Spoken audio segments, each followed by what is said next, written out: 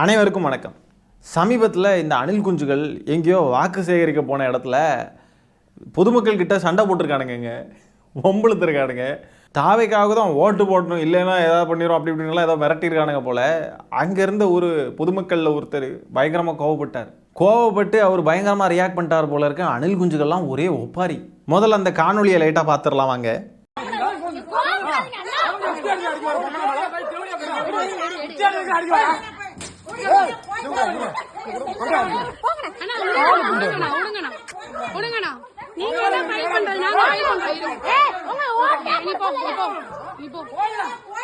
வீர பார்ப்பனர்கிட்ட போய் வம்பெழுத்திருக்கானுங்க இவனுங்க.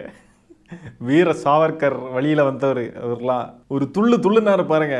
அந்த துள்ளலை பார்த்த உடனே துள்ளாத மனமும் துள்ளி போய் சிரிப்பு கொமட்டிக்கிட்டு வருது எனக்கு வாய் வழியா. தற்குறிகளை தெரித்து ஓடவிட்ட வீர பார்ப்பனர். இந்த காணொலியை இப்போ பார்க்குறேன்ல, இது ரெண்டாவது பார்க்கறதுனால சிரிக்காம பேசிக்கிட்டு இருக்கேன். தடவை பார்க்குறப்பெல்லாம் விழுந்து சிரிச்சுட்டு இருந்தேன். அவர் ஐயர்லையே ரவுடி ஐயராக்கும் அவர்கிட்ட போய் சண்டை போட்டிருக்கானுங்க. லாஸ்ட்ல வர அதில் நின்று ஒரு பொண்ணு சொல்லுது, ஓ வாக்கே எனக்கு தேவையில்லைப்போ அப்படின்னு. அவரு அகங்காரம் பிடிச்சவர்னா இதுங்கெல்லாம் அதுக்கு மேலே இல்லையா? கொஞ்சம் கூட பொறுமை கனிவு எதுவுமே கிடையாது. அப்படியே துள்ளி வெடிச்சு சதறிட்டு அப்படியே ஓடிடுறது, அவ்வளோதான். ஆஃப்லைனில் முரட்டுத்தனமாக பேக் ஃபயர் ஆகிட்டு இருக்கு இவனுங்களுக்கு எல்லாத்துக்குமே. கரூரில் இவனுங்க பண்ணது தொடங்கி எல்லா விஷயமே மக்களுக்கெல்லாம் மைண்டில் இரிட்டேட்டிங்காக தானே இருந்துக்கிட்டு இருக்கும். அந்த அடிப்படையில் கோவப்பட்டிருப்பார். அவர் வீர பார்ப்பனராக இருந்தாலும் கோவம் இருக்கும் இல்லையா? அடிப்படையில் இவனுங்கெல்லாம் வந்துட்டானுங்க வாக்கு கேட்டு அப்படின்ட்டு ஒரு எரிச்சல் இருக்காதா? அந்த எரிச்சலே அவர் வெளிக்காட்டுறாரு, அவ்வளோதான். அதுக்கு கிடந்து அழுதுகிட்டு இருக்கானுங்க. நான் ஒன்று கேட்குறேன், நீங்கள் கமெண்ட்ஸில் உண்மையை சொல்லுங்கள். இந்த தற்குறிகள்லாம் இந்த ரோட்டில் வாக்கு கேட்டு வரானுங்க இல்லையா, இப்படி விசில் அடிச்சுக்கிட்டு இரிட்டேட்டிங்காக ஒரு பப்ளிக் நியூசன்ஸை கிரியேட் பண்ணும் விதமாக தானே சுற்றிக்கிட்டு திரியிறானுங்க. உண்மையை சொல்லுங்கள், கமெண்ட்டில் உதவி பண்ணுங்க. இரிட்டேட்டிங்காக இருக்கு இல்லையா அது? அப்போ யாருக்கோ கோவம் எதிர்த்து ஏதாவது கேட்டாங்கன்னா பிறகு கிடந்து இவனுங்க அழுதுகிட்டு இருக்கானுங்க. என்ன பண்ண முடியும் சொல்லுங்கள்? வீட்டுக்குள்ளே இருக்கக்கூடிய நம்ம சகிச்சுக்கிட்டு இருக்க வேண்டிய நிலைமையாக இருக்குது. ஐயோ கத்திக்கிட்டு போகிறாங்க. ஏதாவது ஒரு பிரச்சாரத்தை ஒரு வண்டியில் ஸ்பீக்கரை வச்சு அப்படியே போனாலும் பரவாயில்ல, ஒரு பக்கம் ஸ்பீக்கரை போடுறானுங்க, இன்னொரு பக்கம் பார்த்தா விசில் அடிக்கிறானுங்க. அந்த விசில் சத்தமே மண்டாக்கி அவ்வளோ இரிட்டேட்டிங்காக இருக்குங்க. எல்லா பக்கமும் துரத்தி அடிக்கிறாங்க அணில் குஞ்சுகளை மக்கள்லாம். அவர்கிட்ட வாக்கு கேட்டு போன இடத்துல வாக்கெல்லாம் போட முடியாது, போ அப்படின்ட்டு அனுப்பி விட்டுருப்பாரு. இவனுங்க இங்கேருந்து கதறு ஊப்பி, நீ கதறு, நீ 200 ரூபா வாங்கிட்டு தானே தெரியும் அப்படின்னு இருப்பானுங்க. அவர் வேற வீர பார்ப்பனர் இல்லையா, கோவம் பொத்துக்கிட்டு வந்திருக்கும், அதான் பிடிச்சி அடின்னு அடித்து விரட்டி விட்டுருக்காரு. வாக்காளர்களை போய் கெட்ட வார்த்தைகள்லாம் திட்டிக்கிட்டு வரானுங்க. அந்த வீடியோலேயே ஒரு சின்ன கெட்ட வார்த்தை இடையில வரும். கெட்ட வார்த்தையில் திட்டுறானுங்க. பொதுமக்களை எதிர்கொள்றதுக்கான துடிச்சலோ திராணியோ இல்லை, அந்த பக்குவம் இல்லைன்னு சொன்னால் விஜய் மாதிரியே பனையூரில் பதுங்கி இருக்க வேண்டியதானே? எதுக்கு வெளியே வாக்கெல்லாம் கேட்குறீங்க? விஜய் சொல்கிற மாதிரி எல்லா வீட்லேயும் விஜயும் இருக்க மாட்டாங்க. வேற கட்சியை ஆதரிக்கிறவங்க இருப்பாங்க, வேற மனநிலை கொண்ட மக்கள் இருப்பாங்க தான். எல்லாரையும் ஃபேஸ் பண்ணி தான் ஆகணும். எல்லாருக்கிட்டையும் சிரித்த முகத்தோட நல்லா வாக்கு கேட்கணும், நல்லபடியாக மக்கள்கிட்ட பணிவோடு தான் இருக்கணும். இந்த அடிப்படையே இல்லாமல் எல்லா வீடும் நம்ம வீடு தான்டா, அன்னை சொல்லிட்டாடுறா, வெற்றி தமிழ்நாடுறா, ஒவ்வொரு வீட்லேயும் விஜயும் தான் இருப்பாங்கடா அப்படின்ட்டு போனாக்க செருப்படி தான் விழுகும். ஓட்டு கேட்க போனால் அந்த கட்சிக்கு ஓட்டு கேட்குற வேலையை மட்டும் பார்த்துட்டு போனால் ஒரு பிரச்சனையும் கிடையாது. அங்கே போய் வேற கட்சிகளை வசப்பாடுறது, மக்களை ஏதாவது திட்டுறது, இவங்க நம்ம கட்சியை ஆதரிக்க போகிறது இல்லைன்னு தெரிஞ்சும் அவங்க கிட்ட கிடந்து ஏதாவது வம்பிழுக்கிறது, இந்த மாதிரிலாம் பண்ணிக்கிட்டு இருந்தால் அப்புறம் பிரச்சனை ஆக தான் செய்யும். அணில் குஞ்சுகளுக்கு அடிப்படை அரசியல் அறிவே இல்லைன்னு சொன்னால் இப்படி தான் ஆகும். அனுபவிங்க. அடுத்தது நிறைய பைத்தியங்களே ஒரு தொகுப்பாட்டு நம்ம பார்க்கலாம். நிறைய தற்குறிகள், நிறைய பைத்தியங்கள்னு சொல்லலாம் தற்குறிகளை விட. பாருங்களேன் அணில் குஞ்சுகளை. செல்லு மிஸ் ஆயிடுச்சு, எல்லாமே மிஸ் ஆயிடுச்சு. தளபதி பார்த்துட்டு எனக்கு சந்தோஷமா இருக்கணும். பச்சை குழந்தைய தூக்கிட்டு வர முடியல. இது மாதிரி கேவலத்துக்கு ஒரு மீட்டிங் போட்டு பார்க்க முடியாம போயிட்டு இருக்கோம்.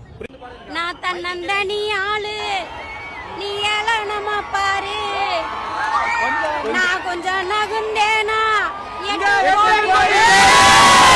தளபதி தானே உயிரே, தளபதி தானே ஓட்டு போடுவேன். தளபதிக்காக எங்கிருந்தே வந்திருக்கணும். அப்ப நான் பார்க்க தளபதி பார்த்து நான் ரொம்ப சந்தோஷமா இருக்கிறேன். நான் என் வாழ்நாள் எல்லாமே செல்லு மிஸ் ஆயிடுச்சு, எல்லாமே மிஸ் ஆயிடுச்சு. தளபதி பார்த்துட்டு எனக்கு சந்தோஷமா இருக்கணும்.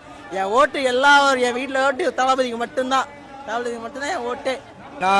நாங்கள் பெங்களூர்லேருந்தே வந்திருக்கோம் விஜயை பார்க்குறதுக்கு. எங்கள் ஓட்டு டிவிகேக்காக தான். எங்கள் மொத்த குடும்பமும் தமிழ்நாட்டில் இருக்குது. நம்ம எல்லா ஓட்டும் டிவிகேக்கு தான். தளபதி ஜெயிக்கணும், தளபதி கண்டிப்பாக ஜெயிப்பார். இதில் ஹைலைட்டான ஒருத்தர் என்ன யாருன்னா, நான் ஃபோனை தொலைச்சிட்டேன் ஆனாலும் என் ஓட்டு விஜய்க்கு தான் சொன்னான் பாருங்க. டேய், இந்த வீர அணில் குஞ்சை பார்த்து கற்றுக்கணும். இந்த திருப்பூர்லையும் சென்னையிலையும் 5 சவரன் நகையையும் 6 சவரன் நகையையும் 2 பெண்கள் தொலைச்சிட்டு கிடந்து அழுதுகிட்டு இருந்தாங்க. இவனை மாதிரி இருங்க. செல்ஃபோனையே தொலைச்சிட்டான். தொலைச்சிக்கிட்டு கூட எல்லாம் போனால் போட்டுங்க, தளபதியை பார்த்துட்டேங்க, எனக்கு அது போதும், என் வாழ்நாள் சாதனை, அது வாழ்நாளில் நான் அச்சீவ் பண்ணுறேன், எல்லாத்தையும் அச்சீவ் பண்ணிட்டேன்றான். இப்படி இருக்கணும். மோட்டிவேஷனாக எடுத்துக்கோங்க. இன்ஸ்பயர் ஆகி போய் இனிமேல் கூட்டத்துக்கு போகிறப்போ என்னென்னலாம் தொலைக்க முடியுமோ எல்லாத்தையும் தொலைச்சிருங்க. காலில் போட்டிருக்க செருப்பு முதற்கொண்டு தலையில் இருக்கக்கூடிய முடி வரைக்கும் என்னெல்லாம் தொலைக்கணுமோ எல்லாம் தொலைச்சிருங்க. ஃபோனு, பர்ஸு எல்லாத்தையும் ரோட்டில் அப்படியே போட்டு விஜயை மட்டும் பார்த்துட்டு வீட்டுக்கு போயிருங்க. எவ்வளோ பெருமையெல்லாம் சொல்கிறானுங்க பாருங்கள். செல்ஃபோனை தொலைச்சிட்டேன், ஆனாலும் விஜயை பார்த்துட்டேன், எனக்கு அது போதுன்றான் பாருங்க. இன்னொருத்தன் சொல்கிறான் பாருங்க, பச்சை குழந்தைய கூட தூக்கிட்டு வர முடியல அப்படின்றான். காவல்துறையெல்லாம் விட மாட்டேங்கிறாங்க, எல்லாம் அலோவ் பண்ண மாட்டேங்கிறாங்கன்றான். தூக்கிட்டு வரணும்னு ஆசைப்படுறான், தூக்கிட்டு வந்து கொல்லணும்னு ஆசைப்படுறான். இந்த கூட்டத்துக்குள்ளே கொண்டு வந்து, இந்த தற்கொலை கூட்டத்துக்குள்ளே வெயிலுக்குள்ளே கொண்டு வந்து சாகடிக்கணும்னு ஆசைப்படுறான். அது செய்ய முடியலன்றான். எப்படிப்பட்ட தற்கொலையாக இருப்பான். அடுத்தது ஒரு தற்கொலை பாடுது பாட்டு, அது பாட்டு பாடுது. தன்னந்தனி ஆளு நீ ஏளனமாக பாரு, கொஞ்சம் நவுந்தேனா என்ன கடைசி நம்பிக்கை அதை இறுக்கி பிடிச்சி என்ன பாடுறா இதெல்லாம். கொஞ்சம் நவுந்தாக்க இதோ விட்டுருவாங்களாம், அப்புறம் இறுக்கி பிடிச்சி இப்படிலாம் பாடுறாங்க. என்ன பாட்டு தான் எடுக்கிறாங்கன்னு ஒன்றும் புரிய மாட்டேங்குது. சி. அடுத்த தற்குறி, நான் பெங்களூர்லேருந்து தளபதியை பார்க்க வந்திருக்கேன்றான். என் குடும்பம் ஃபுல்லாக இங்கே தான் இருக்குது, தளபதியை பார்க்குறதுக்கு பெங்களூர்லேருந்து வந்திருக்கேன்றான். எவ்வளோ பெரிய தற்குறி கூட்டம் பாருங்கள். டிஃப்ரெண்ட்டாலாம் முளைச்சி வரானுங்க. ஒருத்தன் பார்த்தா சாக்கடைக்குள்ளே நீந்தி வரான். ஒவ்வொரு தற்கொலையும் ஒவ்வொரு விதமாக இருக்குது, டிஃப்ரெண்ட்டாக இருக்காங்க பாருங்கள். இதாக இருக்காரு பாருங்கள், தாவேக்காவுடைய ஒரு வேட்பாளர் ஈசிஆர் சரவணனா. இந்த வேட்பாளர் வந்து என்ன பண்ணுறாரு பாருங்கள், இதை வந்து ரொம்ப பெருமைன்னு நினச்சி பதிவு போட்டிருக்காருங்க. இந்த பதிவை கையில் ஒரு வேல் வச்சுருக்காரு, அதை வந்து விஜய்கிட்ட கொடுக்க போகிறாராம். ஒரு வேட்பாளரே விஜயை பார்க்க முடியாத ஒரு சூழல் இருக்குது பார்த்துக்கோங்க. அப்படிப்பட்ட ஒரு எலைட்டான நபர் தான் விஜய். அப்புறம் வந்து வேலை வாங்குறாரு பாருங்க. விஜய் வாங்குறத பாருங்கள், அவனுங்க கையை தொற்றக்கூடாதுன்னு சொல்லிட்டு கீழே பிடிச்சி வாங்குறார். யாருடைய கையும் இல்லாத இடத்துல பிடிச்சி வாங்கிட்டு நீனே சொல்லிட்டு அப்படியே கிளம்பிட்டார். அவ்வளோதான். வேட்பாளரே நடுத்தெருவில் தான் நிற்கிறான். அந்த லட்சணத்தில் தான் இந்த கட்சி இருக்குது. அன்னைக்கு என்னன்னா, விஜய் திருப்பூருக்கு போகிறப்போ தாவேக்காவுடைய ஒரு வேட்பாளர் மயங்கி விழுந்துட்டார். இந்த தற்குறி கூட்டத்துக்குள்ளே 10ஓட 11 தான் தாவேக்கா வேட்பாளர்களே இருக்கானுங்க. அதுவும் அவங்க மேலையெல்லாம் கையை லைட்டாக கூட பற்றக்கூடாதுன்னு விஜய் அவர் கையை கூட தொட்டுறாமல் அப்படியே அந்த வேல் இவங்க கையெல்லாம் இங்கே கிடந்து ஆகிட்டு இருக்குன்னு சொன்னாங்க. விஜய் கை வந்து கீழே பிடிச்சிருச்சு.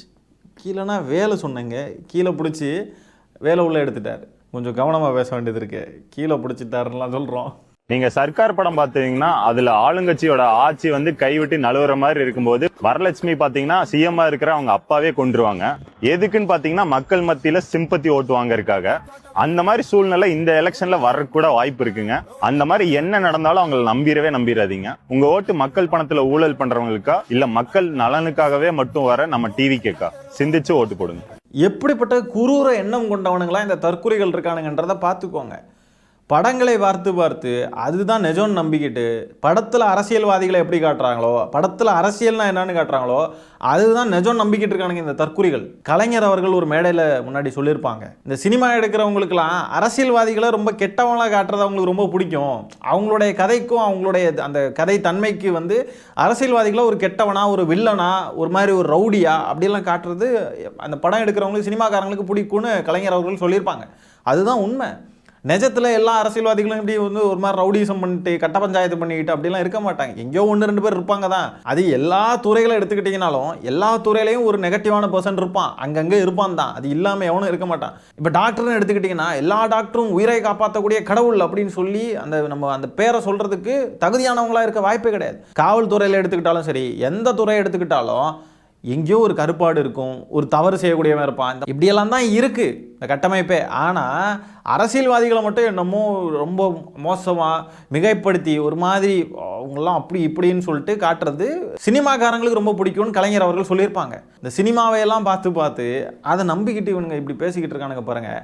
சர்க்கார் படத்தில் வர மாதிரி இப்படியெல்லாம் நடக்க வாய்ப்பு இருக்குன்னா என்ன அர்த்தம்? எவ்வளோ குரூரமான எண்ணம் கொண்டவனுங்களா இவனுங்க இருக்கானுங்கன்னு பாருங்களேன். இந்த மாதிரிப்பட்ட தற்குறிகள் தான் அடிப்படையில் அந்த மாதிரிப்பட்ட நபர்கள். இவனுங்களை பார்த்து தான் இவனுங்க குடும்பத்தார் வந்து கவனமாக இருக்கணும். வீட்டில் குடும்பத்தார் வந்து ஏதாவது ஒரு நல்ல தொழில் பண்ணிக்கிட்டு இருக்காங்க அப்படின்னு சொன்னால் கொஞ்சம் கவனமாக இருந்துக்கணும். எப்போனாலும் என்ன வேணால் பண்ணி கையெழுத்தை வாங்கி கொண்டுட்டு ஏதாவது பண்ணுறதுக்கு வாய்ப்பு இருக்குது. இவனுங்களுக்கு தான் அந்த மாதிரிப்பட்ட எண்ணங்கள் இருக்குது. திமுக ஒன்றும் காலை வாரி விட்டு பதவியையோ ஆட்சியையோ பிடிச்ச கட்சி கிடையாது என்றைக்குமே. எடப்பாடி பழனிசாமி சமீபத்தில் சொன்னார், கலைஞர் அவர்களை வீட்டு சிறையில் வச்சு கொடுமைப்படுத்தினார் முதலமைச்சர் அப்படின்ட்டுலாம். இந்த மாதிரி என்ன அவதூறு பரப்பினாலும் சரி, என்ன பண்ணாலும் சரி, மக்களுக்கு உண்மை தெரியும். ஏன்னா திமுக எப்போவுமே வெளிப்படையாக தான் இருந்திருக்கு. கலைஞர் அவர்கள் விஷயத்துலையும் சரி, எந்த விஷயத்துலையுமே வெளிப்படையாக மக்களுக்கு என்ன நடக்குதுன்னு தெரியும். ஜெயலலிதா அம்மையார் மாதிரி என்ன ஆச்சு ஏதாச்சுன்னே தெரியாமலாம் எதுவும் இல்லை. அடுத்தவங்க காலை வாரி விட்டு, அடுத்தவங்க முதுகில் குத்தி, அடுத்தவங்க காலுக்குள்ளே டேபிளுக்குள்ளே புகுந்து காலில் விழுந்து பதவி வாங்கி, அந்த மாதிரிலாம் திமுகவில் யாரும் இருந்ததும் இல்லை, இருக்க வேண்டிய அவசியமும் கிடையாது. இப்படிப்பட்ட குரூர எண்ணம் கொண்டு இப்படி அடுத்தவங்க காலை வாரி விட்டு அடுத்தவங்கள கொன்னுனாலும் ஏதாவது பண்ணணும் அப்படின்னு நினைக்கிற அளவுக்கு திமுக தலைமையிலையும் யாரும் கிடையாது, திமுக கட்சியிலையும் யாரும் கிடையாது. இப்படிலாம் பேசக்கூடியவனுங்களை பார்த்தாதாங்க பயமாக இருக்கு. இவனுங்க கூட இருக்கிறவங்க தான் கவனமாக இருந்துக்கணும். ஏன்னா இவனுங்களுக்கு தான் இதெல்லாம் நல்லா தெரிஞ்சிருக்கு. என்னென்ன பண்ணலாம், அப்படி பண்ணலாமா, படத்தில் நம்ம அதை பார்த்துருக்கோம், இப்படி செய்யலாம் அப்படி செய்யலாம், இந்த ஐடியாலாம் இவனுங்களுக்கு தான் இருக்கு. இந்த மாதிரிப்பட்ட நிலைமைகளில் இவனுங்க இருந்தால் இவனுங்க தான் இதெல்லாம் செய்வானுங்க போல இருக்கு.